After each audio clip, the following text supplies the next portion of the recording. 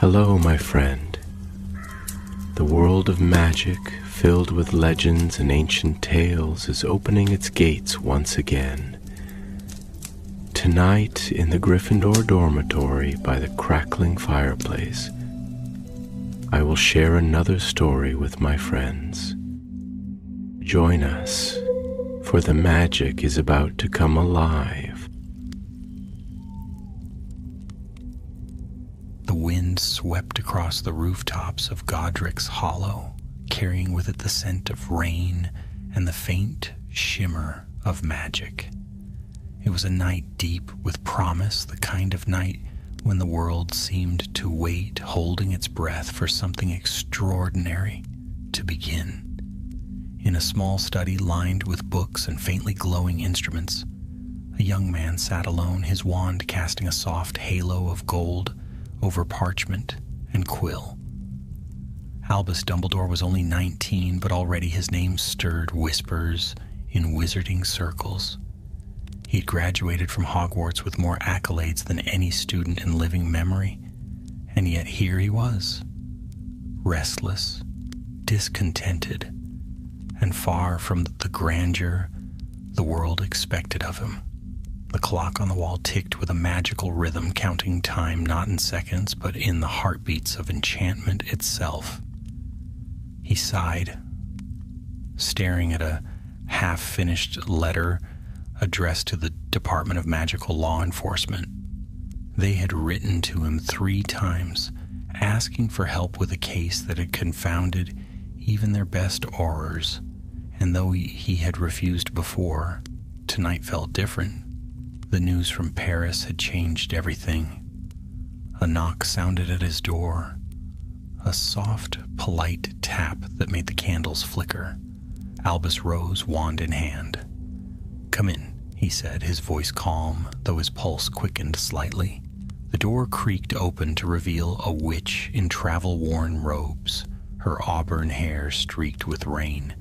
"Professor Bagshot sends her regards," she said, stepping inside with a faint smile, "and she insists you stop pretending to be a recluse."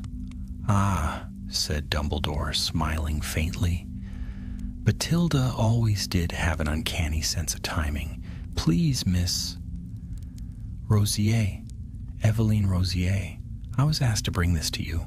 She held out a sealed envelope, its wax stamped with the sigil of the French Ministry of Magic, a stylized wand crossed over a fleur-de-lis. Dumbledore broke the seal and read the short, urgent note. His eyes darkened. "Another theft," he murmured.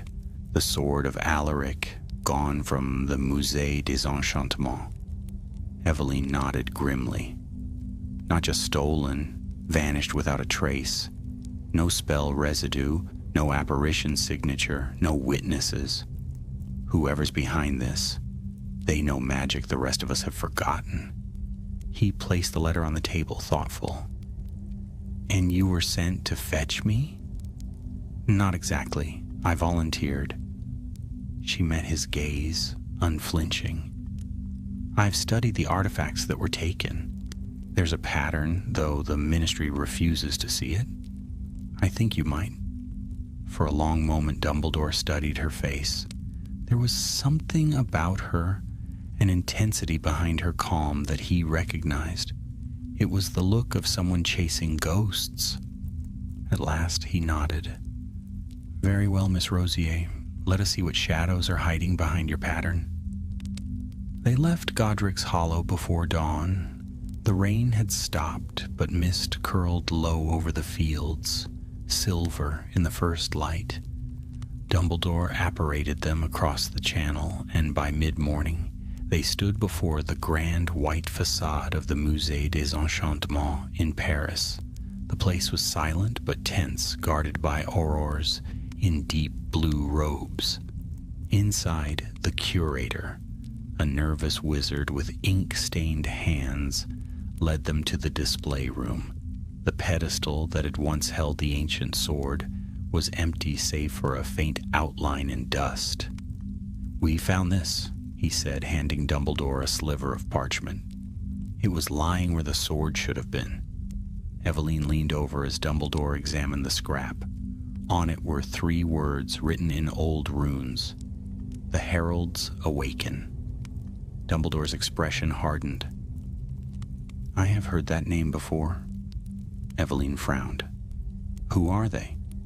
Once, he said slowly, they were a circle of witches and wizards who believed Morgana Le Fay would return to rule the magical world. Most considered them a myth, but myths have a way of leaving traces. She crossed her arms. You think they're back? I think, he said, we are standing at the edge of something ancient and dangerous. They began their search that same afternoon, tracing faint magical echoes through the museum halls.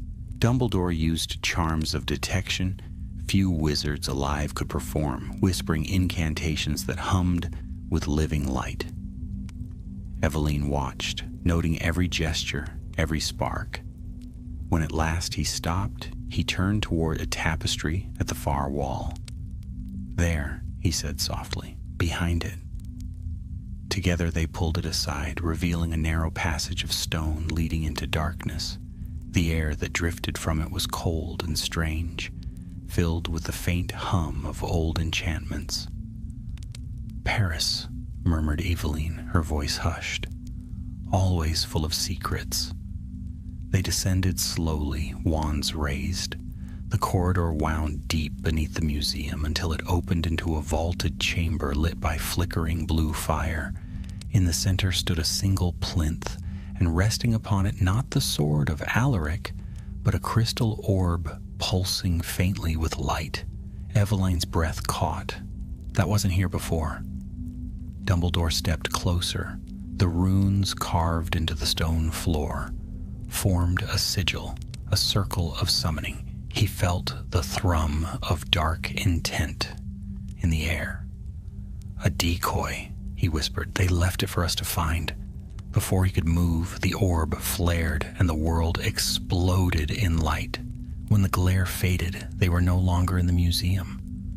Stone walls surrounded them, ancient, damp, echoing with distant footsteps. Eveline clutched her wand, eyes wide. Where are we? She asked. Dumbledore turned slowly, his wand illuminating a carved symbol on the wall, Morgana's sigil etched in black flame. He drew a steady breath. We are in one of her sanctuaries, he said quietly, and we are not alone. Somewhere in the darkness, a voice began to chant. The air in the underground chamber was thick with enchantment, so heavy it seemed to cling to their skin. A deep hum pulsed through the stone floor, like the heartbeat of something vast and unseen. Eveline's hand tightened on her wand. That chanting, where is it coming from? She whispered. Dumbledore held up a hand for silence. The faint echo of voices drifted through the corridor ahead, low, rhythmic, almost melodic. He moved closer to the sound, robes brushing against cold stone, and the flickering blue fire from the orb illuminated runes carved along the walls. Words of old magic, warnings of binding and power. We're not far, he murmured, and whoever is performing that ritual doesn't yet know we're here. They crept forward, following the chant, until they reached a wide chamber lit by circles of green fire. Shadows moved within, the silhouettes of hooded figures, perhaps a dozen of them surrounding a great stone table upon which rested another relic, a bronze amulet inlaid with emeralds, glowing faintly as they chanted. Eveline drew a sharp breath. The amulet of Iran, she said. That was taken from the Prague archives last month. Dumbledore glanced at her. You've been following this longer than I realized. I told you I studied the pattern, she replied softly, but I didn't tell you I lost someone because of it. Before he could ask more, one of the hooded figures turned sharply, as if sensing a disturbance. Dumbledore raised his wand and the shadows exploded into motion. Protego, he cried, just as a bolt of red light shot toward them, the shield charm flared, deflecting the curse against the stone. Eveline retaliated instantly, hurling a streak of blue flame that sent one of the attackers sprawling. "Go!" Dumbledore shouted, advancing with remarkable speed. His spells came in a blur, stunning charms, disarming hexes, shimmering ropes of golden light that wrapped around their foes. But there were too many, and the air grew wild with curses ricocheting in all directions. Then came a deep voice, calm amid the chaos. Enough. The chanting stopped. The hooded figures froze. Out of the circle stepped a tall man whose presence seemed to still the air around him. His hood fell back, revealing sharp features and a cold, almost regal expression. His eyes were pale gray, like steel. "Albus Dumbledore," he said, "the Ministry's prodigy. I wondered when you would find us." Dumbledore's wand did not lower. "And you are?" "Cassian Vale," the man replied, "High Herald of Morgana." Eveline's voice trembled with fury. You led the raid in Prague. You killed Aura Delacour." Vale smiled faintly. "He was inconvenient." The air around Dumbledore shimmered. His eyes, so calm moments before, burned with restrained power. "Release the amulet," he said quietly, "and I might allow you to walk out of here." Vale tilted his head, amused. "You've barely begun to understand what you're facing. The heralds do not steal. We reclaim what was once ours. The age of hiding, of bowing to weak ministries and cowardly wizards, is ending. Morgana's power will rise again, and those who stand with her shall shape the world anew." "You mistake darkness for destiny," Dumbledore said evenly. "I've read your kind of history before. It always ends in ruin." "Not this time." Vale raised his wand. The duel that followed was unlike anything Eveline had ever seen. Dumbledore moved like a storm, each spell flowing into the next. His wand, a streak of light. Vale met him blow for blow, summoning walls of black fire, whips of shadow, illusions that shattered under Dumbledore's counter curses. Eveline fought beside him, striking down two heralds who tried to flank them, her curses sharp and precise. The chamber shook under the weight of their magic. Dust rained from the ceiling, and the fires burned wild.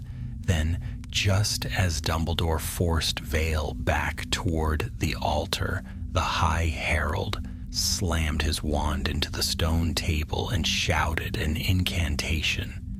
The amulet flared, green and blinding, and the force of it threw everyone backward. When Dumbledore rose to his feet, Vale was gone. The amulet lay cracked, still pulsing faintly as if alive. "Apparated," Eveline gasped, coughing on the dust. "But how? We're underground." "Old runes," Dumbledore muttered, scanning the walls. "They've been here for centuries. Morgana's sanctuaries bend the laws of magic themselves." Eveline looked at him through the haze. "Did you see it? When the amulet shattered, something came out." He turned to her sharply. "Something?" "Like a shadow. A face almost. It moved through the stone, then vanished." Dumbledore's gaze fell upon the fragments of the amulet. "They're awakening her, piece by piece," he said quietly. "And if Vale is right, they already have the next relic in their sights." They emerged from the sanctuary hours later through a hidden stair that opened behind the Seine. The first light of dawn was breaking across Paris, gilding the river in gold. Both were exhausted, their robes torn and faces smudged with ash. "Will you report this to the Ministry?" Eveline asked as they walked along the embankment. "I will," Dumbledore said, "though they'll spend a month writing memos before doing anything useful." He gave her a sidelong glance. You said you lost someone to this. Eveline hesitated. My brother. He was a curse breaker for Gringotts. The heralds recruited him without my knowing. When I tried to bring him back, he vanished. I found his wand near an old abbey in Ireland, the same place the first relic disappeared. Dumbledore was silent for a moment. I'm sorry, he said softly, but perhaps there's still a chance he lives. Cults like the heralds value loyalty. They might have kept him close. She gave a bitter smile. That's what I fear most. They stopped on a bridge overlooking the water. Dumbledore leaned against the stone railing, his expression thoughtful. They will strike again soon. Vale's confidence wasn't arrogance, it was certainty, which means he already knows where the next relic lies. Eveline frowned. And you think we can find it first? I think, Dumbledore said, his eyes brightening with that fierce spark of intellect that made him famous. We must. He drew his wand and traced a symbol in the air, the sigil from the parchment left at the museum. As it shimmered, faint lines extended outward, forming a map that hovered between them. Glowing points appeared. Prague, Paris, and 2 others, one flickering weakly in the west. Wales, he said, the tomb of Myrddin the Seer. Eveline caught her breath. Merlin's tomb? Or what remains of it, Dumbledore said. If the heralds intend to awaken Morgana, there's no artifact more potent than one once touched by her greatest rival. He let the spell fade and turned to her. Rest for a few hours, then we travel to Wales. She nodded, though the thought of rest seemed impossible after what they had seen. You really believe they can bring her back? Dumbledore looked out over the river, his face grave. Magic that ancient never truly dies, Miss Rosier. It waits. For a moment, neither spoke. The city stirred to life around them, carriages rumbling, owls swooping home after a night's flight. But beneath the hum of dawn, the echo of the herald's chant still lingered in their ears, as if whispered by the stones themselves. And far away, deep in the mountains of Wales, something old began to stir in its sleep. They apparated to Wales. In a rush of wind and cold, mist wrapped around them the instant they landed, rolling thick across the hillside. The dawn sky was a pale silver sheet, the kind that promised rain before noon. Beneath it lay an ancient valley ringed with black cliffs and dotted with gnarled trees. Somewhere within those folds of land was what they had come for, the tomb of Myrddin the Seer. Dumbledore drew his cloak tighter. We're close, he said, scanning the landscape. The old record said his resting place was marked by a standing stone carved with runes of light. If the heralds are already here, we'll see signs of disturbance. Eveline adjusted her satchel and followed him down the slope. The ground squelched underfoot, and a faint wind moaned through the hollows. Everything felt hushed, as if the valley itself were listening.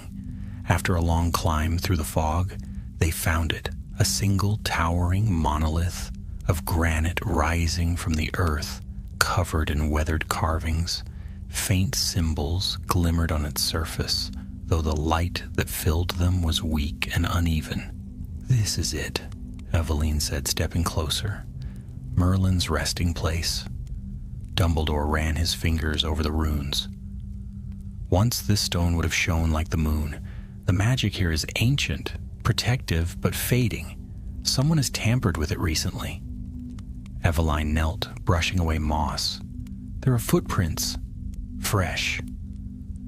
Vale's followers, Dumbledore murmured. He must be searching for something within. She looked up sharply. Within? He tapped the runes with his wand. This is not just a memorial, it's a seal. The true tomb lies beneath. Before she could reply, the runes flared suddenly, dazzling white.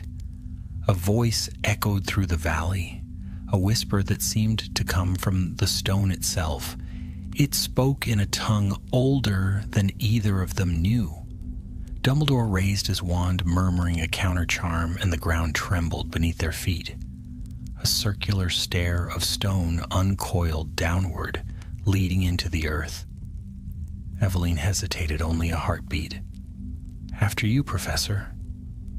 "Please," Dumbledore said with a faint smile. "Just Albus." They descended slowly. The stairway wound deep into the ground, the walls etched with more runes that flickered to life as they passed.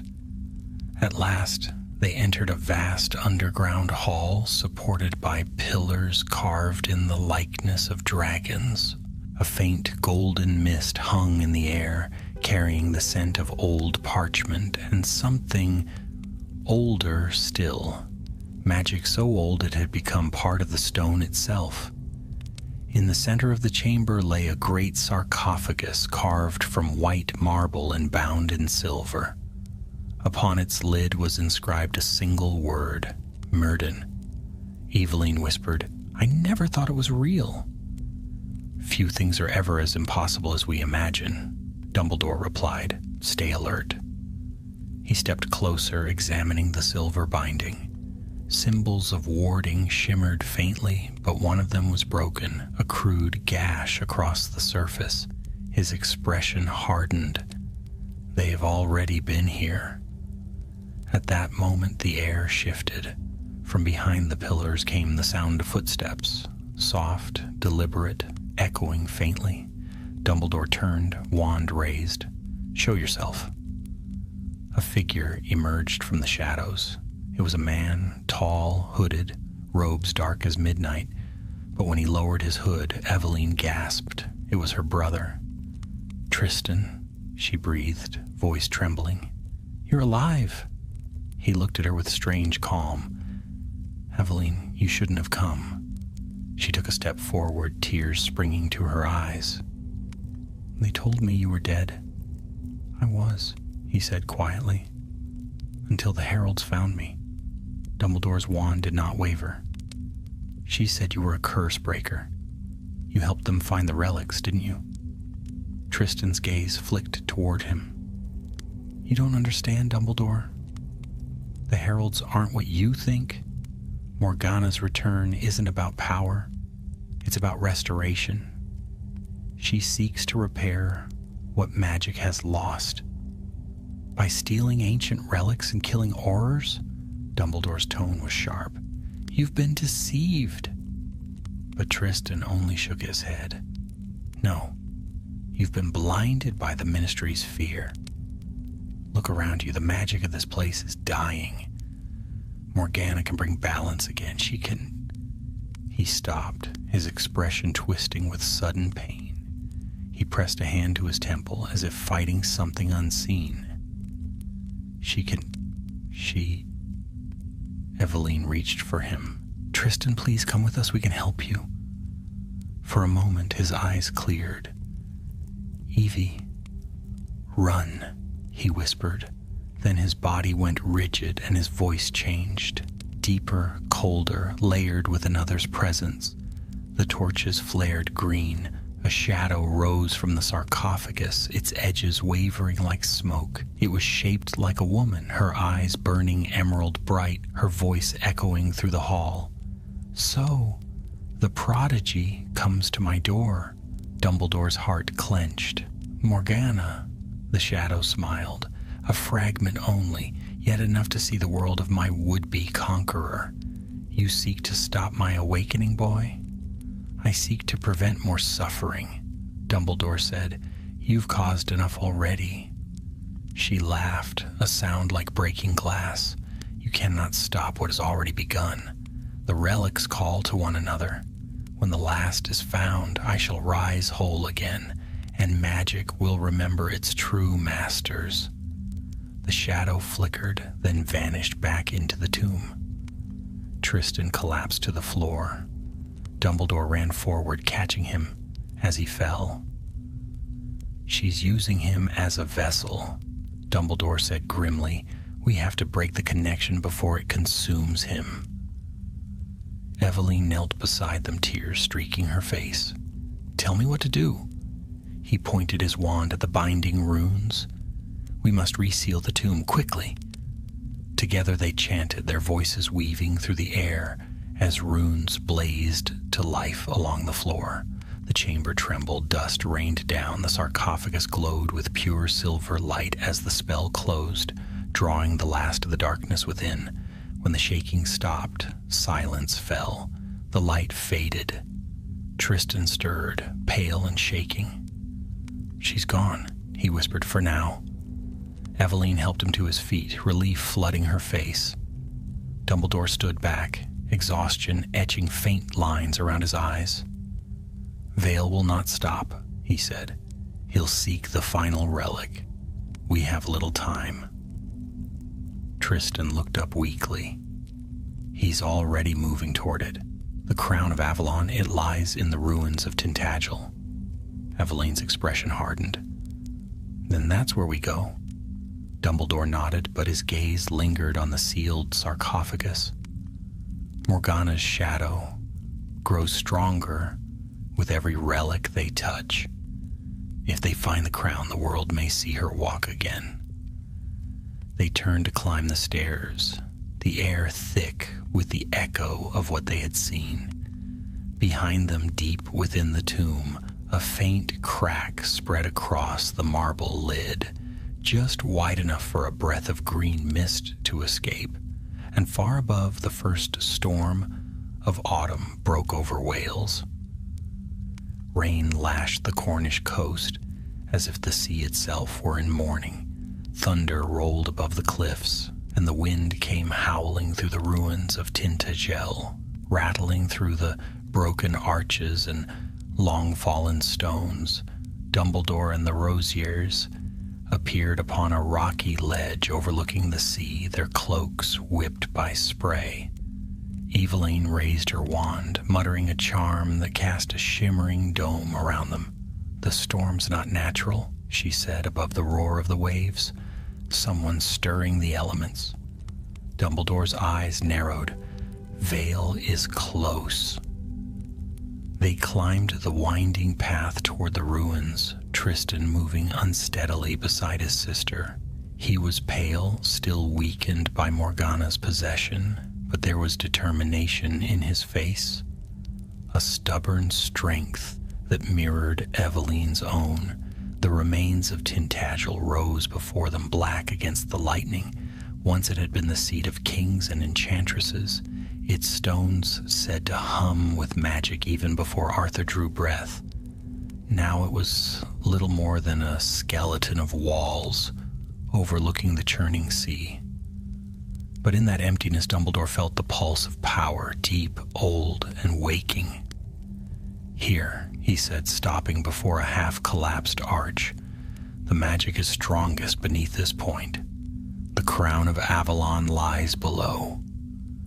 Eveline crouched, brushing her wand against the stones. "There's a warding spell, a strong one. Someone has already tried to breach it." "Vale," said Tristan grimly. "He knows how to break such seals." Dumbledore examined the runes carved into the rock. "Then we'll have to be faster." He raised his wand and began to chant. Golden light spread from the tip, tracing over the carvings like sunlight running over water. Eveline joined in, her own spell weaving into his, and slowly the air began to vibrate with soft music, a resonance that filled the ruin with warmth despite the storm. The stones shifted. A circular stair appeared where the earth had been solid a moment before, spiraling downward into the depths. They descended carefully, the sound of the rain fading until only the whisper of their footsteps remained. The tunnel opened into a wide cavern, its walls lined with quartz that glowed faintly in the dark. At its center stood a pedestal draped in silver mist. Upon it rested the crown. It was beautiful, simple, yet regal, made of intertwined silver and gold, its surface engraved with ancient runes that shimmered like moonlight on water. But even from across the chamber, Dumbledore could feel the danger in it. Power radiated from the artifact like heat from a fire. Eveline drew a sharp breath. "It's singing," she whispered. And indeed, there was a faint hum in the air like the memory of a lullaby. Before Dumbledore could reply, a voice echoed from the shadows. "Step away from it." Cassian Vale emerged from the far passage, wand drawn, his cloak soaked from the storm. Behind him came two heralds, their masks gleaming silver in the dim light. His smile was calm, but his eyes burned with triumph. "So," he said, "the famous Dumbledore, chasing ghosts again. You've been useful, clearing my path, breaking the seals I needed opened." Eveline raised her wand. "You'll never take the crown." "Oh, I already have," Vale replied softly. "It answers only to one who knows its true name." He extended his hand. The crown rose from its pedestal and drifted toward him, drawn as if by invisible strings. Dumbledore reacted instantly. "Arresto!" he cried, sending a golden beam at the relic. It froze mid-air, caught between them, pulsing with light. The two opposing magics clashed in a storm of sparks, filling the cavern with blinding flashes. The heralds attacked, hurling curses that cracked against Dumbledore's shield. Tristan threw himself into the fight, striking one down with a burst of blue flame. Eveline deflected another curse and sent her attacker sprawling. Vale's voice rose over the din. "You can't hold it forever, boy. Morgana's chosen cannot be denied." Dumbledore's grip tightened. "Then let's test that theory." He twisted his wand, forcing the crown backward. Vale countered, and the artifact trembled violently, light bursting from its runes. The pressure built until the very air screamed with power. Then the crown shattered. A blinding wave of light surged through the cavern, throwing everyone to the ground. For a heartbeat, there was silence. Then came a sound like distant bells, and a voice, soft and terrible, whispering from the air itself. "My time comes." Dumbledore staggered to his feet. The fragments of the crown floated in the air, glowing green. They began to swirl, forming a spiral that opened like an eye.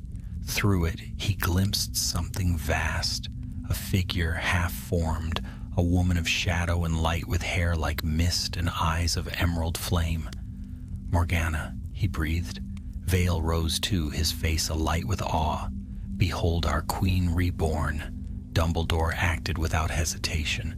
"Protego Maxima," he shouted, casting a shield of golden light that spread between Morgana's essence and the rest of the chamber. The shadow hissed, recoiling as though burned. Eveline joined him, her magic feeding the barrier. Tristan, pale but determined, raised his wand as well, lending what strength he had. The air crackled with fury. Morgana's voice thundered through the cave. "You cannot bind me again. The age of men is ending." "Perhaps," said Dumbledore through gritted teeth, "but not tonight." He focused all his will, shaping his magic into a sigil that burned white-hot in the air. The fragments of the crown shattered once more, this time into dust, and the swirling portal collapsed with a sound like 100 doors slamming shut. When the light faded, Morgana's presence was gone. Only silence remained. Vale stared in disbelief, his face pale and hollow. Then fury overtook him. "You think you've won? You've only delayed her return. Every spell you cast feeds her. Every effort to resist makes her stronger." He raised his wand to strike. But Tristan was faster. A jet of blue light struck Vale in the chest, hurling him backward into the stone wall. His wand flew from his grasp and clattered across the floor. "Stay down," Tristan said coldly. Vale looked up at him, eyes burning with hatred. "Traitor!" "I was her brother," Tristan said quietly. "Not yours." Eveline ran to Dumbledore's side. "Are you all right?" He nodded, though sweat gleamed on his brow. "The connection's severed, for now, but Morgana's essence won't rest. She'll seek another path to return." They bound Vale with enchanted ropes and left the cavern behind, climbing back into the storm. When they reached the surface, dawn was breaking at last, the rain easing, the sky streaked with gold. Tristan stood at the cliff's edge, breathing deeply of the sea air. "It's over then?" Dumbledore looked toward the horizon. "No, not over, but contained." He turned to Eveline. "We'll bring Vale to the Ministry. Let them decide his fate. The heralds will scatter for now, but they'll rise again. They always do." She nodded, her expression weary but resolute. "And what of Morgana?" "She will wait," Dumbledore said softly. "She always waits." The wind shifted, carrying the cry of distant gulls. Together they stood upon the cliffs as the sun rose, its light spilling across the broken ruins and the restless sea. And far below, in the depths of Tintagel, where the shattered fragments of the crown lay buried in sand and silence, a single spark of green light flickered and did not fade. The morning after the storm was bright and strangely quiet. The Ministry's envoys had come at dawn to take Cassie and Vale into custody, their faces pale when they saw the shattered ruins of Tintagel and the thin threads of green light still rising from beneath the stones. Dumbledore stood apart from them on the cliff, cloak snapping in the sea wind, watching as Vale was led away in enchanted chains. The High Herald said nothing as they bound him, but as he passed Dumbledore, he turned his head, and his eyes, cold and gleaming, met Albus's. "You think you have stopped her," he murmured, "but you have only freed her to find a new vessel." Dumbledore's jaw tightened. "The only thing I've freed is the world from your madness." Vale gave a thin smile. "We shall see, Dumbledore. Shadows are patient." Then the Aurors disapparated with him, and the wind swallowed the sound. Eveline came to stand beside Dumbledore. Her brother lingered a few steps behind, still unsteady, his eyes hollow from the nights of possession and battle. The salt wind tugged at their cloaks, and gulls wheeled overhead, crying mournfully. "Will they imprison him in Azkaban?" Eveline asked. "Yes," said Dumbledore quietly, "but I fear even those walls may not hold him for long. The heralds will try to find their master." Tristan's voice came rough from behind them. "Then we'll have to stop them again." Dumbledore turned to look at him. "You should rest, Mr. Rosier. What you endured would have destroyed most wizards." Tristan gave a short, humorless laugh. "Rest never lasts long for those who've seen her face." He glanced toward the ruins. "She's still there, isn't she? That spark in the deep?" Dumbledore didn't answer. His eyes went to the horizon, where sunlight danced on the waves. "Her echo remains, but echoes fade with time, and with vigilance." Eveline stepped forward, determination lighting her face. "Then let's keep watch. I'm not leaving this undone." Dumbledore studied her, and for a moment a faint smile curved his mouth. "You remind me of someone I once knew." "Very well, Miss Rosier. There's still work to be done." They left Tintagel by evening, apparating to London through sheets of mist and drizzle. The Ministry's upper offices were dim, filled with the low hum of anxious conversation. Rumors had spread of Vale's capture and the strange disturbances that followed his fall. Dumbledore was ushered before a panel of senior wizards, including Director Marchbanks of the Department of Magical Law Enforcement. She was a sharp-eyed witch with iron-gray hair and a voice that could have cracked glass. "So, Mr. Dumbledore," she said briskly, "you've returned from Wales and Cornwall with quite a tale. Morgana Le Fay herself? That's a rather grand claim, even for one of your reputation."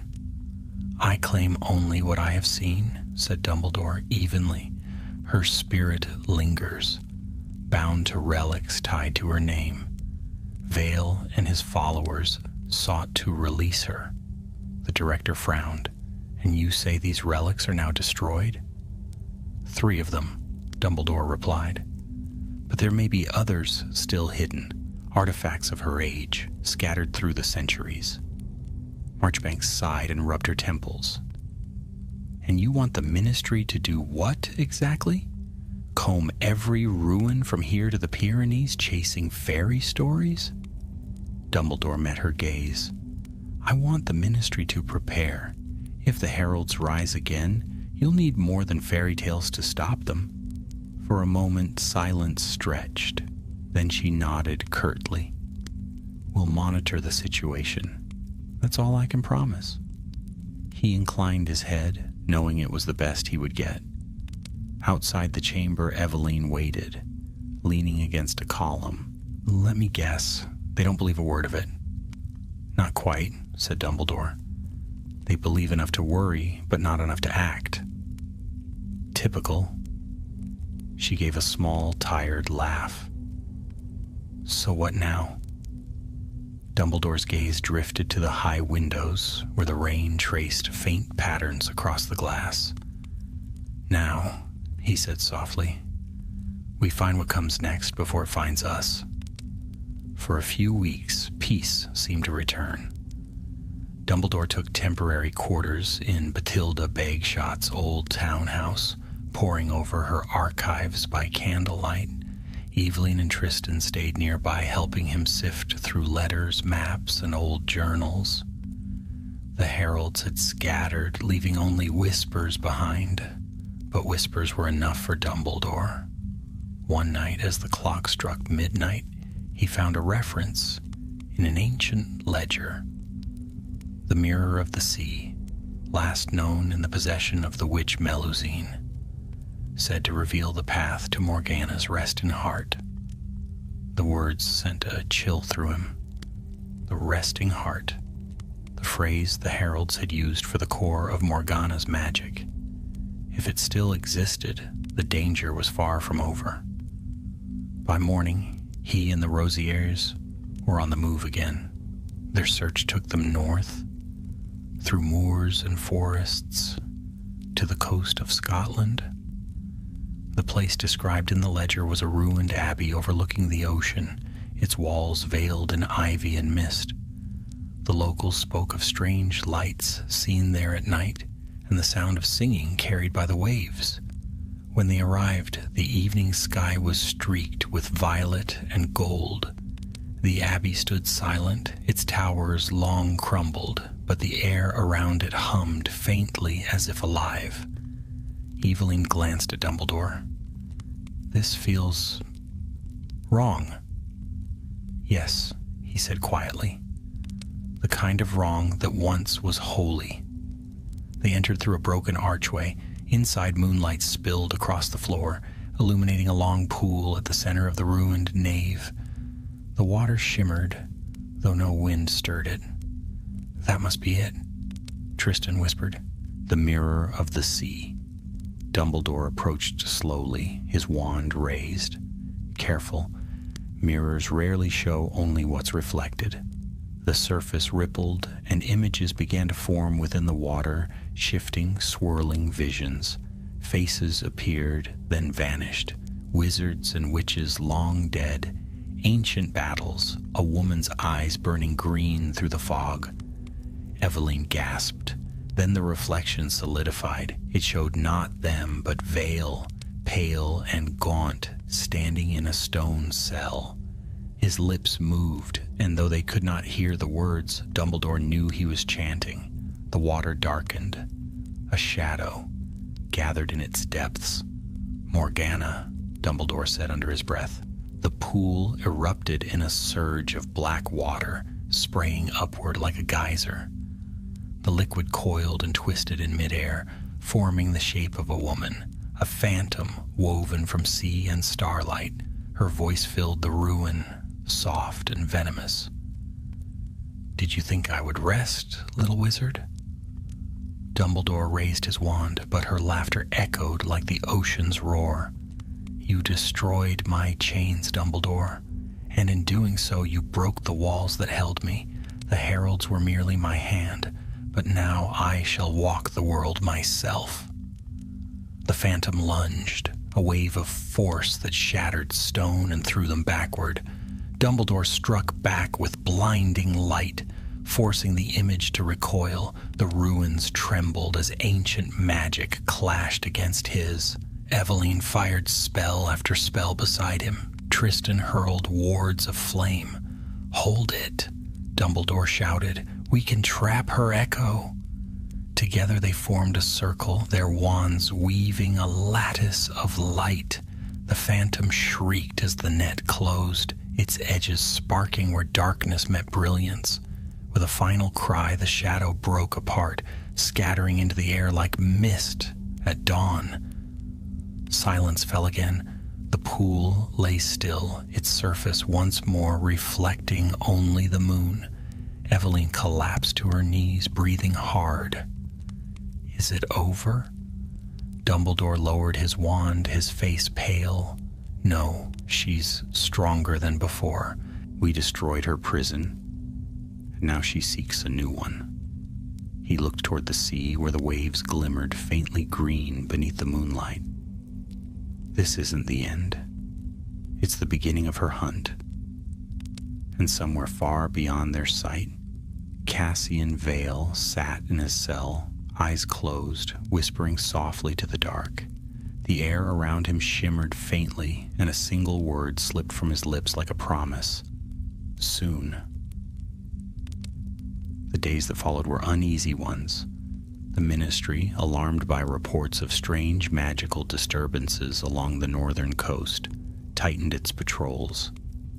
Whispers of ghostly lights and vanishing fishermen spread among the muggles, while wizarding newspapers printed cautious statements about residual enchantments and natural fluctuations in magical ley lines. Dumbledore read each account in silence. He knew the signs too well. Morgana's spirit was still gathering strength. He stayed with the Rosiers in a small cottage outside Hogsmeade, secluded enough for study and spellwork. The air was crisp with the coming of winter, and snow dusted the trees that ringed the nearby forest. By day, Dumbledore worked through stacks of ancient tomes. By night, he and Eveline traced the energies that pulsed faintly beneath the land, currents of old magic twisting northward toward the sea. One evening, as the fire burned low, Tristan entered carrying a worn scroll. "Found this in one of Bagshot's chests," he said, spreading it across the table. "It's a record of the first enchanters, those who fought against Morgana after her fall." Dumbledore leaned closer. The parchment was fragile, the ink faded, but the symbols were clear enough. "These markings," he murmured, "they represent sanctums, places where the enchanters bound fragments of her power." "There are 5, Eveline noted, tracing the map with her finger. 3 have already been disturbed. The 4th lies in Scotland, Dumbledore finished softly, near the Isle of Skye. Tristan frowned. "What about the 5th? Dumbledore's expression darkened. "It was never recorded. Perhaps even the enchanters feared to write its name. That night, while the others slept, he stood at the window, watching snow fall over the darkened hills. His thoughts wandered to Morgana's words, the promise that she would walk the world again. He had faced shadows before, but never one so patient, so ancient. She was not like Grindelwald, whose ambition burned bright and swift. Morgana's was cold, fire, steady, and eternal. He turned from the window. There would be no sleep for him that night. By dawn, they were on the move again. The journey north was long and wearying. Storms swept over the highlands, and the wind carried whispers that seemed almost human. They crossed frozen moors where the snow glowed pale blue under the thin winter sun, and by the third day, they reached the rocky shores of Skye. The island was beautiful, in a bleak sort of way. Jagged cliffs rose from the sea, and dark birds wheeled above the foam. The villagers they met spoke of strange happenings. A figure seen walking across the waves, voices calling from the mists, and lights glowing beneath the water at night. "This is where she gathers her strength," Dumbledore said quietly. "The sanctum must be here." They followed the ley lines inland to a valley hidden between two ridges. At its center stood a ring of stones older than any castle, half buried by snow and time. The air within the circle was colder, heavier, thrumming with quiet power. Eveline knelt beside one of the stones. "It's a binding rune," she said. "Old pre-Arthurian." Dumbledore nodded. "Then this is indeed one of the sanctums." He raised his wand, tracing the air above the stones. The lines of magic shimmered faintly, twisting like threads of silver and green. "Someone's tampered with it," he said. "Recently?" Tristan's grip tightened on his wand. "Veil?" "Perhaps," Dumbledore said. "Or someone working in his name." Before they could speak further, the wind changed. A low hum rose in the air, growing steadily louder. The snow within the circle began to swirl, spinning into a vortex. From it stepped a hooded figure cloaked in black. Eveline gasped. "It's not possible." The figure lowered its hood. Cassian Vale stared back at them, his eyes gleaming an unnatural green. "You escaped Azkaban," Dumbledore said softly. Vale smiled. "Escaped? No, Dumbledore. I was released. The walls of that place were never meant to hold the chosen of Morgana." He raised his hands, and the air between them shimmered. Shadows poured from his palms, coiling like smoke, forming a shape that pulsed with sickly light. "She comes to me now," he said. "Her essence grows stronger with every storm, every whisper of her name." Dumbledore stepped forward. "You're her puppet, Cassian. You'll be destroyed as soon as she no longer needs you." Vale's laughter was harsh and wild. "Destroyed? No, Albus. I will be remade." With a shout, he slammed his wand into the ground. The runes flared green, and the stones cracked, releasing a surge of raw magic that sent the snowstorm roaring outward. Eveline raised a shield just in time. "He's breaking the sanctum," she cried. "Then we stop him," Dumbledore replied, his voice cutting through the wind. He moved like lightning, his spells striking Vale's defenses in bursts of gold and blue. Tristan joined him, conjuring spears of fire that shattered against the swirling darkness. But Vale only laughed, his own magic wild and chaotic, drawn from the very earth beneath their feet. The ground trembled, from the cracks burst green flames, and through them a shape began to emerge, a tall figure of light and shadow, her face beautiful and terrible. Morgana, the very air bowed to her presence. The wind died. The snow hung motionless, suspended like dust in glass. In Enough, she said, her voice echoing in their minds. You meddle with forces beyond your ken, child of Hogwarts. Her gaze fixed on Dumbledore, and the world seemed to darken. Dumbledore held his ground. You belong to the past, Morgana. The world no longer answers to your call. Then I shall teach it to listen again. With a wave of her hand, the circle erupted in fire. Eveline and Tristan were thrown back. Dumbledore stood firm, his wand blazing with white light. The air between them shivered, alive with raw power. He called every spell he knew, weaving them together: protection, deflection, binding. But she was relentless. Magic poured from her like a storm from the sea. At last, he saw it, the faint glimmer of Veil's form within her. She was not yet whole. She still needed a host. Evelyn, he shouted, the binding stone, strike it now. Eveline, half stunned, raised her wand and sent a blast of pure force at the nearest stone. It shattered, and with it the balance of the ritual. The flames roared higher, consuming Veil and Morgana's shadow together. A scream filled the air, a sound of fury and loss that shook the mountains. Then suddenly, silence. When the light faded, only ash remained where Veil had stood. The stones were blackened and broken. Dumbledore stood in the center, breathless, his wand still raised. Tristan stumbled forward. Is it done? Dumbledore looked to the sky where the clouds were clearing, revealing the first stars. Not done, he said softly, but delayed. They stood together amid the ruins as snow began to fall again, quiet and soft, covering the scars of battle. Far away across the sea, in the depths of a forgotten forest, a whisper stirred the air. A woman's laughter, faint but rising, like the promise of a storm yet to come.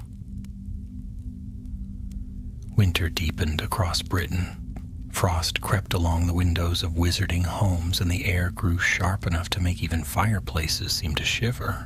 The world appeared peaceful, but beneath the quiet lay a current of unease that those sensitive to magic could feel. An unseen rhythm pulsing faintly in the air, as if something vast was breathing just beneath the surface of the earth. Dumbledore felt it most keenly at night. He spent his hours wandering the edge of the forbidden forest, eyes half closed, listening to the wind move through the trees. Every so often he caught faint whispers, words in a language older than Hogwarts itself. Morgana's magic still lingered restless, searching for form. He returned to the cottage late one evening to find Eveline bent over a desk, littered with open books and parchment. A candle flickered beside her, throwing a soft light across her face. She looked up as he entered. "You've been out again," she said, looking for her. "I don't have to look far," he replied. "Her influence is spreading. The creatures in the forest are restless, and the owls won't fly near the lake after dark." Tristan, sitting by the hearth, stirred. "You're certain it's her? Not the remnants of Veil's curse?" Dumbledore shook his head. "The curse died with him. What we're feeling now is something older, something waking." Eveline frowned. "But how? We destroyed the sanctums." "Not all of them," said Dumbledore quietly. "One remains, the fifth, unmarked sanctum, the heart of her power." For a long moment no one spoke. The wind sighed against the windows, scattering snowflakes across the glass. "Then we find it," Eveline said at last, "before she does." They began their search the next morning, using Bagshot's archives and the remnants of the enchanter's map. They traced faint patterns in the magical currents of Britain.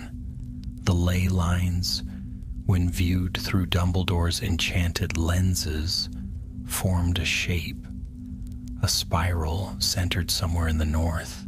Yorkshire, Tristan murmured, examining the map. Near Whitby Abbey. A fitting place, Dumbledore said softly, a site of old worship and lost faith. The journey was long and cold. They traveled by broom when they could, by apparition when storms permitted. Snow fell in relentless waves, veiling the moors in white.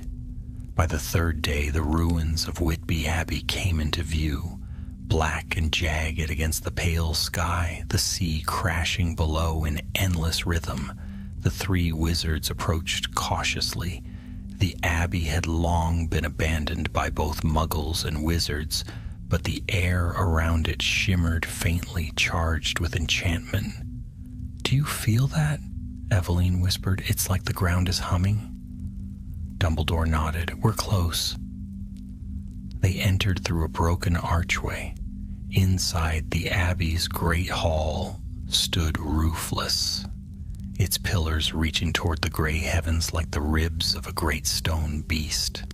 Snow drifted through the air, silent and soft, yet beneath that calm, a dark pulse beat slowly. At the center of the ruin stood a circle of black stone, its surface inscribed with runes so ancient they seemed almost alive. Dumbledore knelt beside them, brushing away frost. "The fifth sanctum," he said, "and it's intact." Tristan's hand went to his wand. "Then we destroy it." "Not yet," Dumbledore said. "If Morgana's power is bound here, breaking the seal could release her entirely. We must understand how it works first." He drew his wand, tracing patterns in the air. Threads of light spread outward, revealing the sanctum's structure, a lattice of spells woven from 5 sources of magic: earth, water, fire, air, and spirit. At its center burned a faint ember of green. "She's been feeding on the world itself," Dumbledore murmured, "drawing strength from every storm, every surge of wild magic. When the sanctums were destroyed, their power didn't vanish. It flowed here." Eveline's eyes widened. "Then this isn't just a prison. It's a heart." Before Dumbledore could reply, the air shifted. A deep vibration rolled through the floor. The runes flared suddenly to life, glowing emerald bright. Tristan shouted, "She's here!" A gust of wind tore through the abbey, scattering snow and dust. From the heart of the sanctum rose a figure, tall and spectral, her robes made of shadow, and her hair flowing like smoke. Morgana's eyes opened, green fire blazing within them. "Did you truly think you could chain me forever?" Dumbledore stepped forward, wand raised. "You are bound by your own pride, Morgana. The world has no place for your dominion." She laughed, a sound both beautiful and terrible. "The world is weak, child. It forgets its roots. I will remind it." Lightning cracked across the sky. The abbey trembled as stones split and pillars fell. Eveline and Tristan took their places beside Dumbledore, their wands blazing. "Hold the circle," Dumbledore shouted. "If she breaks free, all of Britain will feel it." They formed a triangle around the sanctum, channeling their magic into the runes. The air shimmered with golden light, clashing against Morgana's green fire. She advanced slowly, her form half mist, half flame, her voice echoing through the storm. "You are brave," she said, "but bravery cannot stand against eternity." Dumbledore's magic surged brighter. "Then we'll see how eternity fares against hope." The clash that followed lit the ruins like a sunrise. Spells collided in bursts of fire and light. Snow turned to steam and stone to glass. Eveline sent streaks of silver light that tangled around Morgana's limbs. Tristan conjured chains of blue flame that bit into the air. Dumbledore drew upon the ley lines themselves. channeling their strength through his wand until the earth shook beneath his feet. For a moment, the tide turned. Morgana faltered, her form flickering, but then her laughter filled the air again, and the green light flared with renewed fury. "You cannot destroy what you do not understand," she cried. Dumbledore's mind raced. The sanctum drew power from the 5 elements, but there was a 6th, hidden current. Sacrifice. The enchanters had bound her not with spells alone, but with a life willingly given. He turned toward the Rosiers. "One of us must complete the binding." Eveline's face went pale. "No, there has to be another way." "There isn't," Dumbledore said, voice firm. "If she regains form, no spell will stop her." Tristan looked between them, eyes dark with understanding. Then he stepped forward. "Let me." Eveline caught his arm. "No, you've already given enough." He smiled faintly. "I began this, Evie. Let me end it." Before she could stop him, he raised his wand and spoke the ancient word of sealing. The runes flared, and light poured through him, white and blinding. Morgana screamed, a sound that split the heavens. The green fire recoiled, drawn back into the stones. When the brilliance faded, Tristan was gone. Only his wand remained, lying atop the dark circle. Eveline fell to her knees, sobbing. Dumbledore stood beside her, his face etched with sorrow. "He saved us all," he said softly. "The sanctum is sealed once more." Outside, the storm began to ease. The clouds broke, revealing a pale winter sun. Dumbledore placed a hand on Eveline's shoulder, but she did not move. Far below the abbey, deep in the earth, a single heartbeat echoed faintly, a reminder that even in victory, magic never dies completely. And somewhere beyond the mortal world, a voice whispered from the dark, "We shall meet again, Albus Dumbledore." Snow fell heavily that winter, blanketing the land in silence. The battle at Whitby Abbey passed into rumor within weeks, dismissed by the ministry as a localized surge of magical energy. Yet for those who had stood within the ruins and seen the green fire fade, the memory would never be so easily buried. Dumbledore remained behind after the others returned south. He walked the coast alone, his cloak snapping in the bitter wind, the sea roaring endlessly below. The abbey loomed behind him, black against the gray horizon.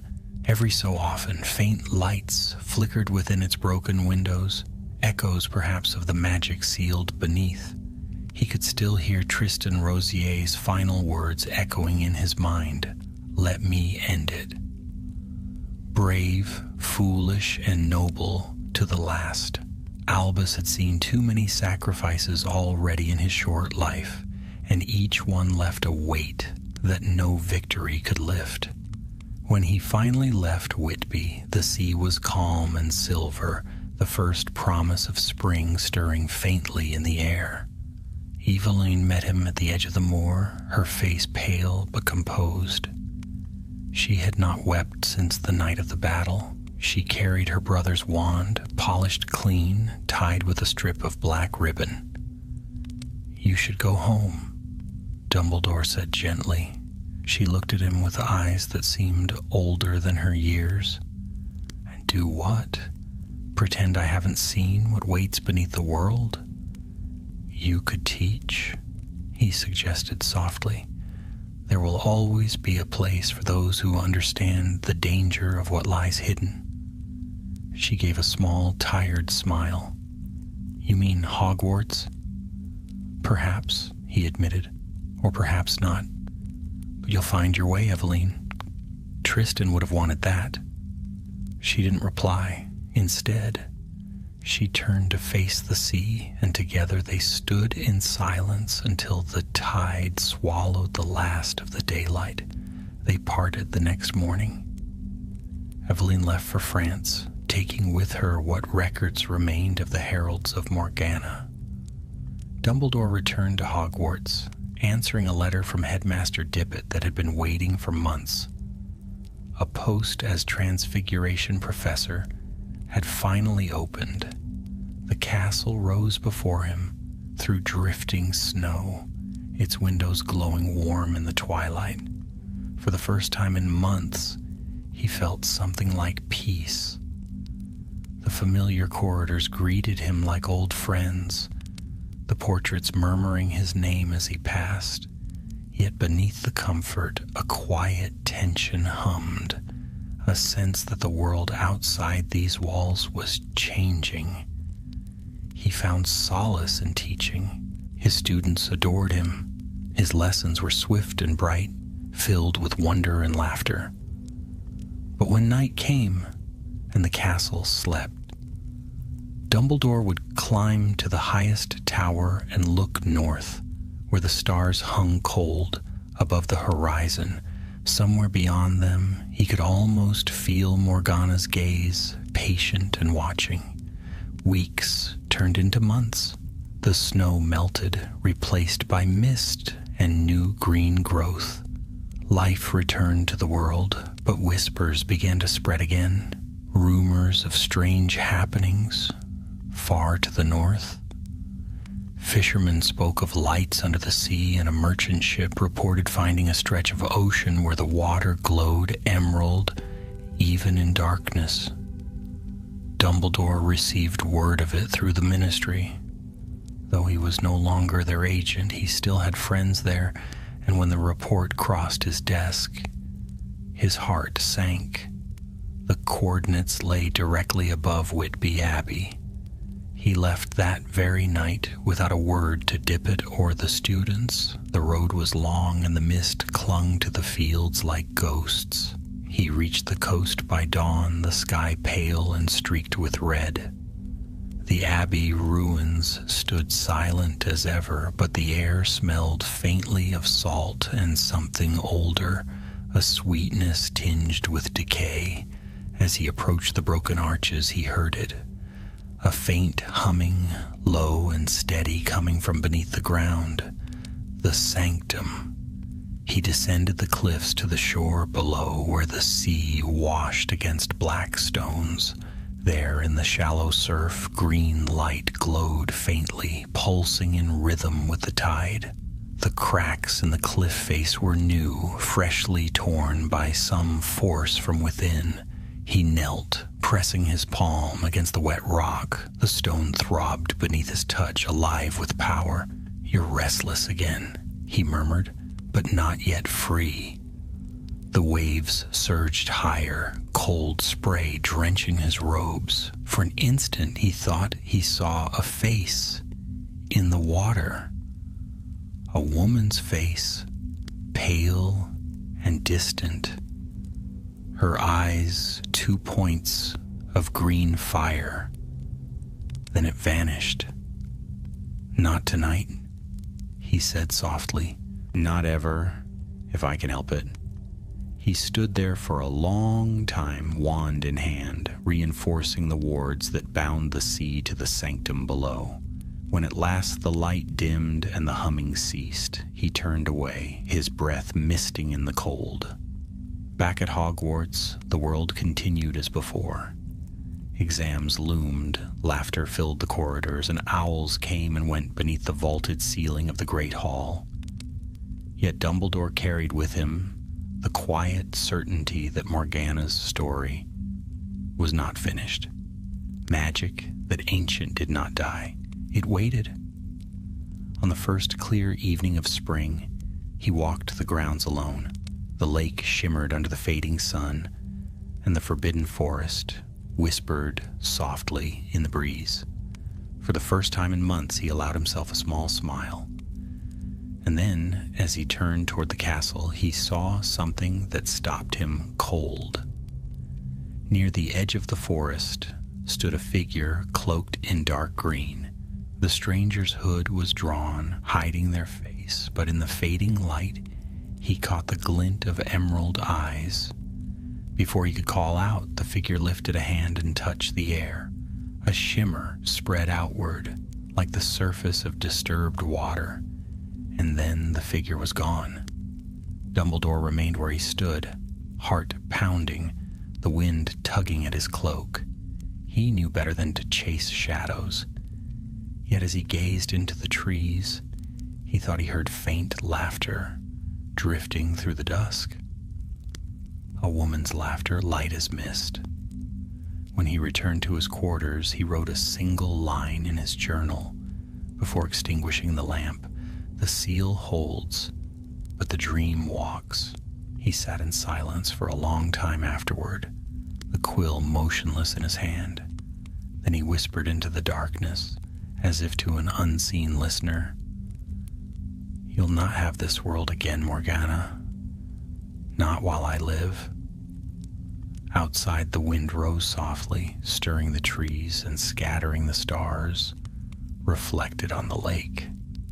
And though the night grew still, Albus Dumbledore did not sleep, for in his heart he knew this was no ending but the quiet before another storm.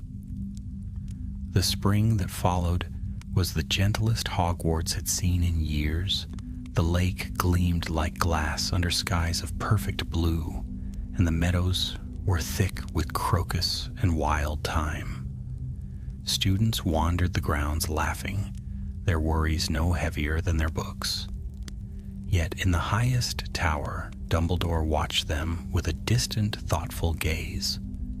Peace never lasted long in his world, and he could feel the threads of fate tightening once again. Rumors from the north continued to reach him. Fishermen whispering of green tides that shimmered at moonrise, of voices that called to them across the water. The ministry dismissed the tales as nonsense, but Albus knew better. Morgana's influence had not vanished, it merely slept. And something or someone was stirring it. One night, while patrolling the castle halls long after curfew, he encountered Headmaster Dippet near the library stair. The old wizard looked troubled. "Ah, Dumbledore," Dippet said, lowering his voice. "You've heard the reports from the coast, I assume?" "I have," Dumbledore replied quietly. Dippet's eyes darted toward the shadows. "They say a ship vanished near Whitby last week. Entire crew gone, not a trace left but their lamps floating on the sea." Dumbledore inclined his head. "It has begun again." Dippet frowned deeply. "What will you do?" "What I must," said Dumbledore, and before dawn, the next day he was gone. He apparated to the northern cliffs, where the wind roared so fiercely that it nearly tore the cloak from his shoulders. So the sky was gray and swollen with storm, the sea below a churn of white foam. He walked until he reached the mouth of a cave half hidden by lichen and salt. A faint light glowed within, soft, shifting green. Inside, the air smelled of iron and rain. The walls were slick with moss, and runes glimmered faintly beneath it. Older than Hogwarts, etched by the hands of druids who had served the enchanters. At the center of the cavern, water pooled black as ink. Dumbledore stepped forward. "Show yourself," he said, his voice echoing off the stone. For a moment, only silence answered. Then the surface of the pool rippled, and a shape rose slowly from its depths. A woman's face, pale and coldly beautiful, her eyes burning like emeralds. "Morgana." "You return again and again," she said softly, "always chasing ghosts." "I return because you will not stay gone," Dumbledore replied. "Your shadow poisons every shore it touches." She laughed, the sound low and dangerous. "Poison? No, Albus Dumbledore. I am remembrance. Magic has grown weak, tamed, domesticated. Once it sang through the veins of this land like fire. I will see it burn again. You would see the world enslaved. I would see it free, she said sharply, her voice echoing like thunder. "You speak of freedom, yet you serve masters who fear their own power. Tell me, young wizard, have you never wondered why you were born with such strength? Do you truly think it was meant to bow before councils and laws?" The water stilled, her reflection sharpened. "Join me, Albus. Together we could restore what was lost." For a moment, her words hung in the air like the scent of rain before lightning. Dumbledore felt their weight, their strange, terrible appeal. He thought of the Ministry's indifference, of the foolish pride of those who governed magic, yet understood so little of it. And in the heart of that thought, he felt the faintest flicker of temptation. Then he remembered Tristan's sacrifice, the light that had sealed her away, the cost of peace, and the temptation vanished like smoke. "I will not stand beside you," he said quietly, "but I will stand between you and the world." Morgana's smile faded. The cavern darkened. "So be it," she whispered. "Then let the sea take you, as it took the others." The pool erupted, sending a column of water surging upward. Dumbledore leapt aside as it crashed against the walls, flooding the floor. Green fire flared from the water's heart, twisting into shapes of serpents and hands. He struck back, his wand blazing with white light, each spell turning the air to thunder. "Morgana," he shouted, "return to the depths that birthed you." But she was already fading, her form scattering into mist. "You cannot fight the tide, Albus. It rises whether you will it or not." When she was gone, the cavern fell silent save for the hiss of water dripping from the ceiling. The pool lay calm once more, as though nothing had disturbed it. Dumbledore stood there for a long while, breathing hard. He had not truly faced her, only a shadow, a memory she'd cast from the sanctum's depths. But if her echoes could take form again, it meant the prison beneath Whitby was weakening. He left the cliffs and went straight to London. The Ministry received him in uneasy silence. When he spoke of Morgana's return, of the cracks beneath the sea and the voices on the wind, the officials exchanged nervous glances. "Dumbledore," said Director Marchbanks finally, "you've been fighting shadows for too long. Rest. Let the department handle this." "The department will do nothing," he said, his patience thinning. "It fears what it cannot control. But if we wait, she will return stronger than ever."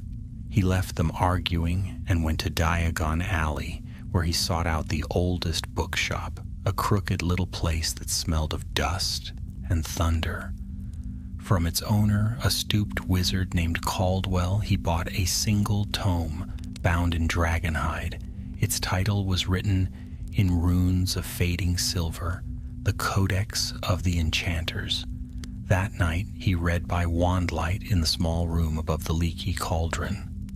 The book spoke of the final binding, the secret the enchanters had never written on their maps. It was not a place, but a prophecy. When the sea turns green and the stars fall twice, the heart shall open, and one blood bound to Morgana shall decide her fate. He stared at the line for a long time. One blood bound to Morgana. The Rosier family had been her descendants, distant but true. Tristan was gone, but Eveline lived.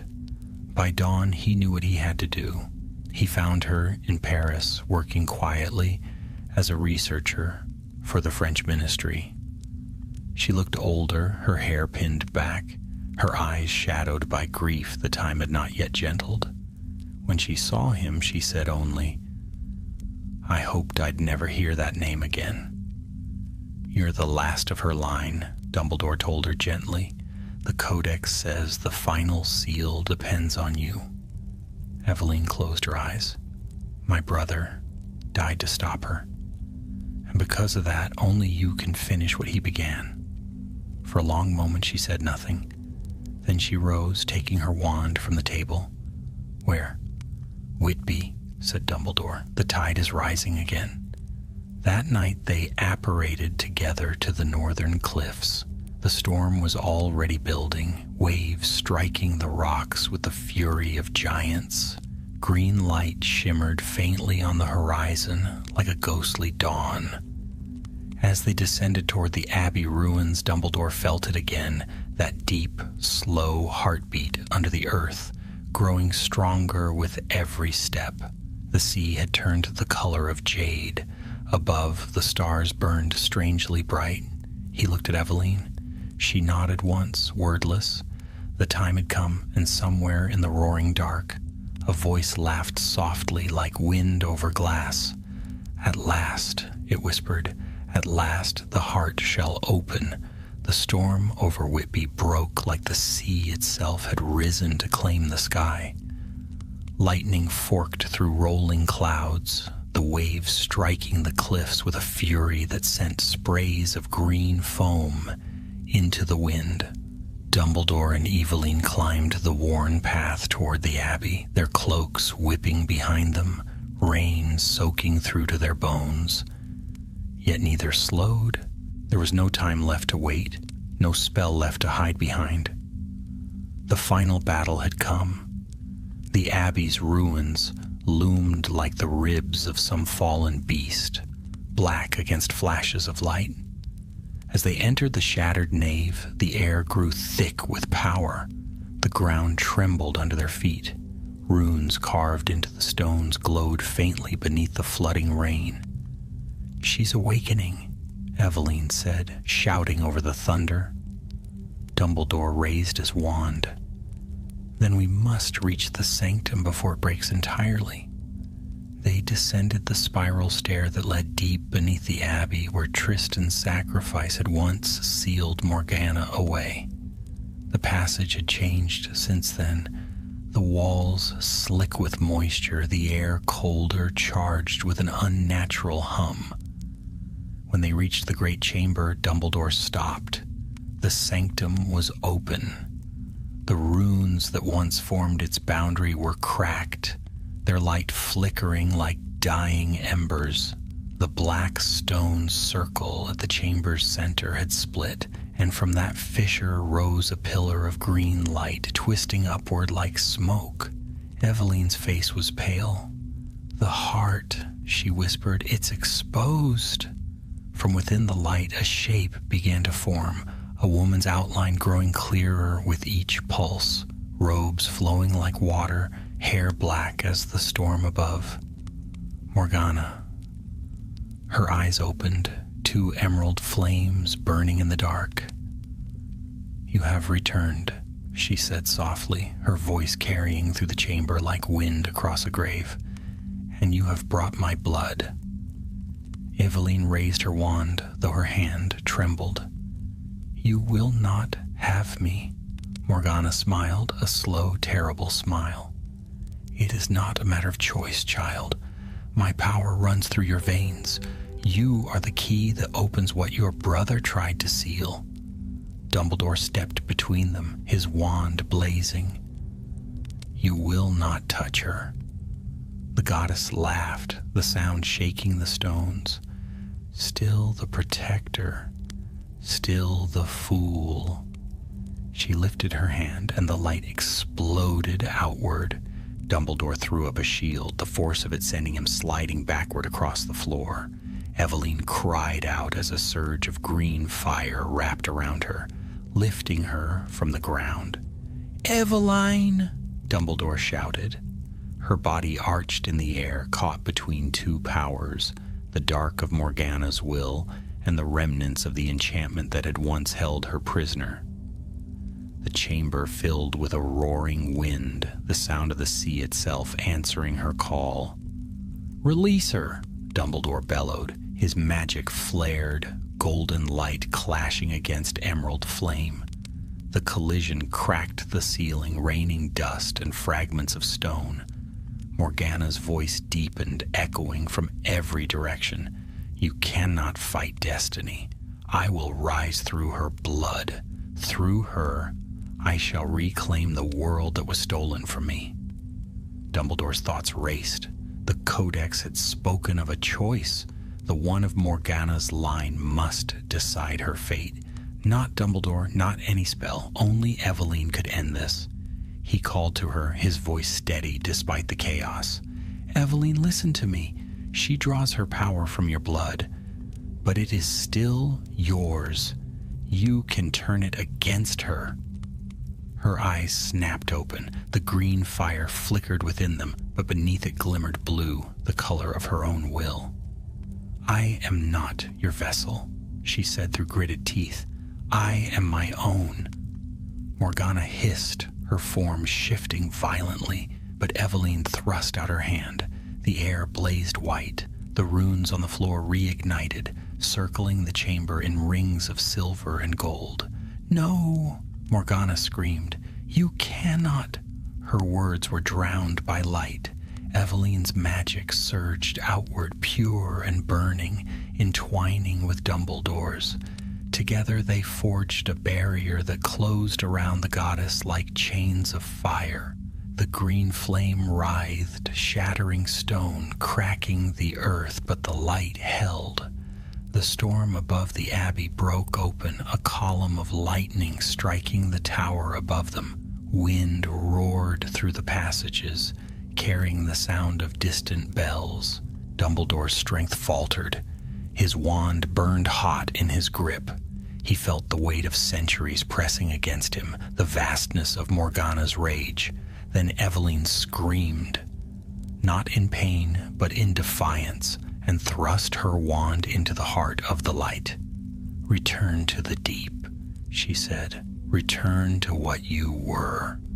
For one blinding moment, everything was still. Then the green fire collapsed inward, vanishing into the fissure in the floor. The light died. The sound died. Only the echo of the sea remained.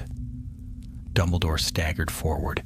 Eveline lay motionless on the ground, her wand still clutched in her hand. He knelt beside her, his heart heavy. "Eveline," he whispered, her eyelids fluttered.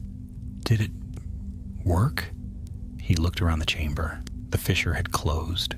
The runes glowed softly, calm and whole. "It's over," he said. "She's gone." Eveline managed a faint smile.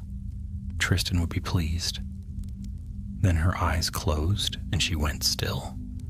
Dumbledore sat beside her for a long time, the silence pressing close. He felt the ache of victory, the cost that magic always demanded. When he finally rose, he touched his wand to her heart, conjuring a faint golden light that lingered there. "Rest," he said quietly. "Your story is finished." He left her there beneath the abbey, where the sea's voice would keep her company. As he climbed to the surface, dawn broke over the cliffs. The storm had passed, leaving the world washed clean. The sun rose red over the horizon, gilding the waves in fire. He stood for a long while, letting the wind dry the rain from his face. Morgana was gone, or as gone as such a being could ever be. Yet Dumbledore knew the truth of old magic. Nothing truly vanished. It changed shape, waited, whispered. When he returned to Hogwarts weeks later, the world seemed untouched by what had passed. Students hurried to class, owls soared through clear skies, laughter echoed down the halls. Dippet welcomed him back with a handshake and a few gentle words about restoring order. But Dumbledore knew that order was only an illusion. He carried with him the memory of green fire, of a woman's voice that still lingered on the edge of hearing. One evening, long after the castle had gone to sleep, he walked again to the tower and looked north. The stars were bright above the sea.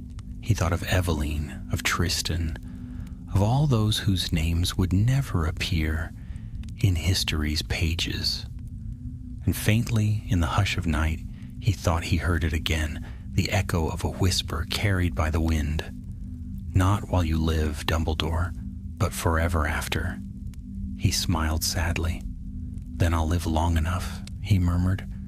The moon climbed higher, silvering the towers of Hogwarts.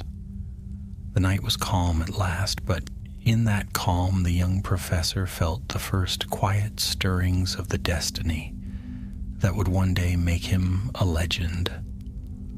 The years that followed were gentler, or so it seemed to those who looked upon Albus Dumbledore and saw only the young professor with bright eyes and a kindly smile. He taught his lessons, brewed tea in his cluttered office, and walked the corridors with an ease that made students whisper of his brilliance.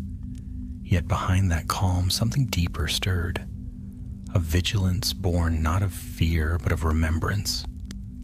The world had not truly understood what had been risked, nor what had been won. The Ministry recorded the events at Whitby as a containment of forbidden enchantment, a line buried in some dusty report. The name Morgana Le Fay appeared nowhere. Eveline Rosier's sacrifice went unspoken, her records sealed. History, as always, was tidier than truth. But Dumbledore remembered. At times he would wake before dawn, his heart racing, convinced he had heard the sea calling from beyond the mountains. Other nights he dreamt of a great light beneath the waves, green, pulsing like a heartbeat, waiting. He would rise, light his wand, and pace the quiet halls until morning, telling himself that shadows could not cross the walls of Hogwarts. And yet sometimes, when the wind blew from the north, the torches flickered green.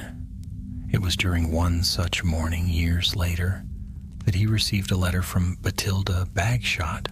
Her spidery handwriting filled every inch of the parchment.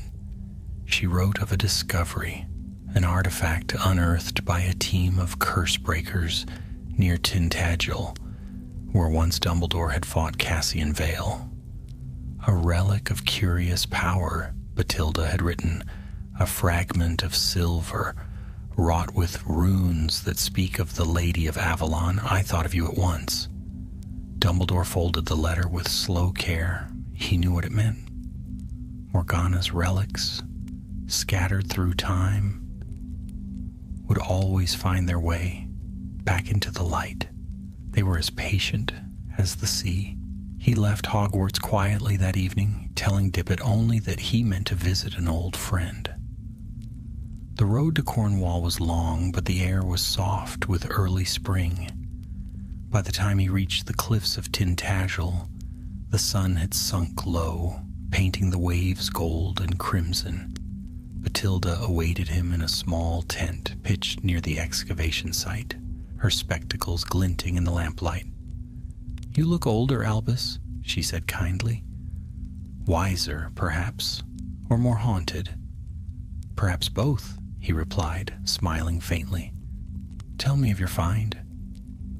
She unwrapped a cloth bundle, revealing a small curved fragment of silver no longer than a wand. Its surface shimmered faintly, engraved with runes so fine they seemed to move when the light touched them. "Part of a circlet," she said. "The aura around it is faint but ancient. The runes speak of rebirth and memory." He reached out but did not touch it. The air around the fragment felt alive, soft, whispering. He could almost hear a voice within it, familiar and cold. "She is gone," he murmured, "yet her magic endures." Bathilda tilted her head. "You speak as though you knew her." Dumbledore met her eyes, and for a moment, the weight of his years pressed upon him. "In a way," he said softly, "in a way that will never leave me." He cast a containment charm around the relic, sealing its magic beneath layers of protective wards. When he finished, the silver fragment lay silent, as if asleep once more. "Best to keep it hidden," Bathilda said. "Yes," he replied. But hiding is never forever. One day someone will find it again. Magic of that age does not vanish. It waits to be called. He stood and looked toward the sea. The wind had risen, carrying the faint scent of salt and wild thyme. Far below, waves broke against the cliffs, white spray catching the last light of evening. Bathilda joined him, her voice soft. Do you ever think it will truly end? All this fighting with the past? He smiled faintly, though his eyes remained fixed on the horizon. The past is never truly an enemy, Bathilda. It is a teacher, but its lessons are costly. They parted the next morning. Dumbledore returned to Hogwarts, leaving the relic locked deep within the castle's hidden vaults. For a time he allowed himself to believe the peace would hold, and indeed the years rolled on quietly. The world grew darker in other ways. Names began to circulate in whispers. Grindelwald, Nurmengard. The rise of shadows shaped not by ancient gods, but by human ambition. Dumbledore turned his attention to these new storms, but the memory of Morgana's fire never left him. It burned quietly, a reminder of what unchecked power could become. One autumn night, long after the first war with Grindelwald had ended, Dumbledore stood once again on the northern cliffs. His hair was silver now, his face lined, but his eyes still held that piercing blue light. The sea below was calm, a mirror for the stars. He thought of Eveline and Tristan, of the lives that had passed into legend or been forgotten entirely. He thought of the silver fragment lying deep beneath Hogwarts, and of the whispers that sometimes stirred around it when storms passed over the castle. Perhaps, he mused, every age was doomed to face its own Morgana, its own reflection of ambition, pride, and longing for control. Perhaps that was the true curse of magic, not that it corrupted, but that it remembered. The wind shifted, carrying a faint melody across the cliffs. It was the sea's voice again, soft and endless. For a moment he fancied he heard her whisper, calmer now, distant, almost wistful. The world is yours now, Albus Dumbledore. He closed his eyes. No, he murmured, it never was. It belongs to those who come after. The wind sighed and the voice faded into the surf. He stood there until dawn, the sky brightening with the first touch of gold. When he turned back toward the path, he did not look again at the sea. Some stories he had learned were not meant to end. They folded into the bones of the world, waiting to be told anew. And so he walked away, his cloak billowing in the morning light, leaving behind only footprints on the cliff's edge, soon to be washed clean by the tide, as all things are in time. Far below, where the waves curled against the rock, something gleamed for an instant, a flicker of green light, before vanishing into the deep. The world went on.